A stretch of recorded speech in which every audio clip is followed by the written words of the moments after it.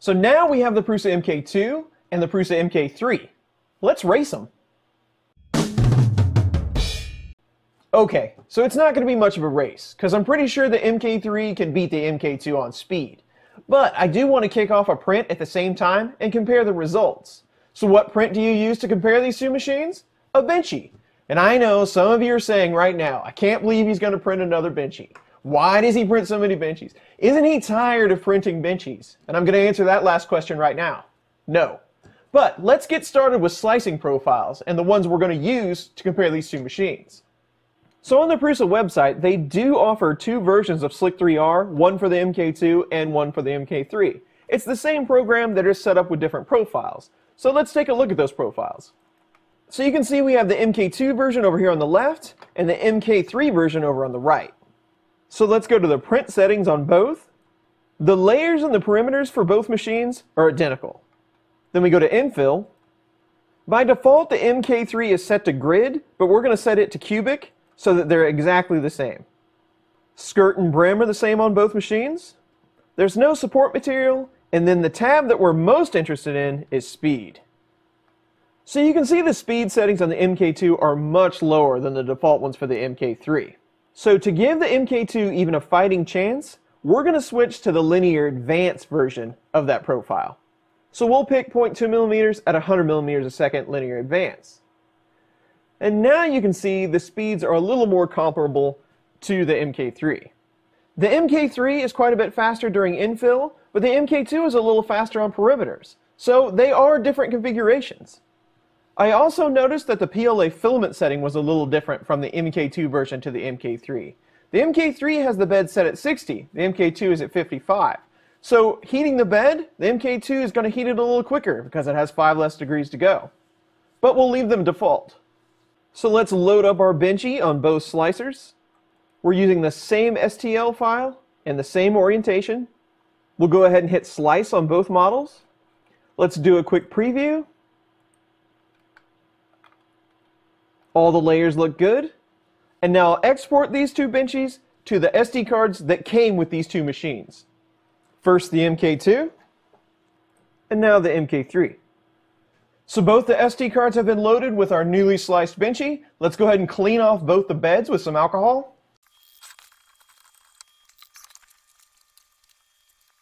Now we're nice and clean, and I've even gone far enough that I unspooled some filament that came with the MK3 and I re-spooled it for the MK2. So both will be using the exact same spool of filament. So now all we have to do is start our print. Now we've got our stopwatch, let's queue up both the files. And now all we have to do is hit print. And go.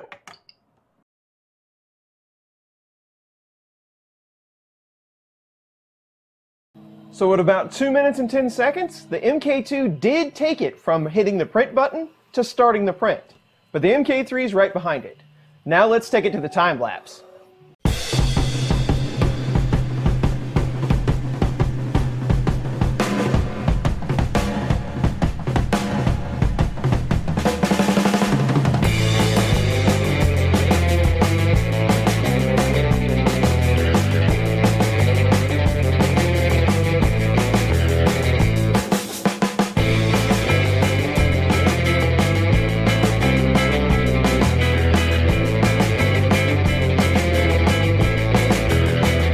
Well, this hasn't turned out like I thought it would. We're almost an hour in, and the MK2 is 12% further along than the MK3. Let's see how this thing pans out.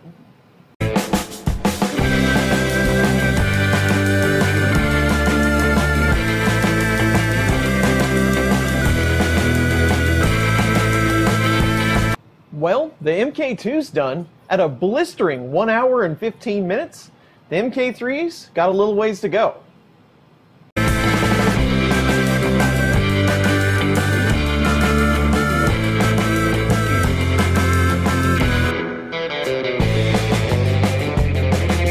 And now the MK3 is done at a respectable 1 hour, 34 minutes, and 45 seconds.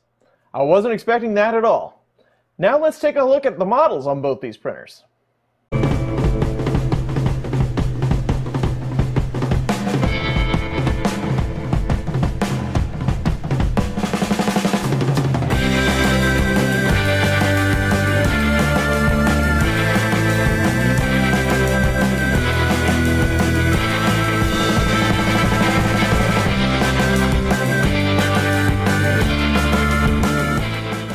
So the biggest issue I saw was that on the MK2, some of the skirt actually got stuck inside the model. That was the filament from the previous print that I had done. But as far as quality goes, I'm going to give it to the MK3 just slightly. It's just a little better than the MK2. But I had no clue how this was going to turn out, and I'm stunned at the results. Because I'm pretty sure the MK3 can beat the MK2 on speed. So what do you think? How do the benchies look? How did this experiment go? Are you surprised at the performance of these machines? Let me know in the comments. I hope you enjoyed this video or you found it interesting. If you did, please consider giving it a thumbs up or subscribing to my channel. If not, leave your thoughts in the comments below. And as always, thanks for watching.